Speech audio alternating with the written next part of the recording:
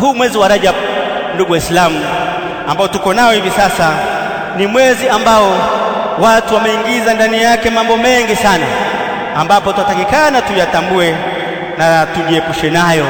Ama kuhusiana na matendo maalum, kwamba katika mwezi huu kuna ibada mahsus ambayo inafanyika katika mwezi wa Rajab, mfano saumu mathalan, au kuna swala maalum kama vile salatu raghaib ambao uswaliwa Ijumaa ya mwanzo ya mwezi wa Shaaban katika wakati wa usiku, au kuna kutoa sadaka labda ambayo inafungamanishwa na mwezi huu wa Rajab.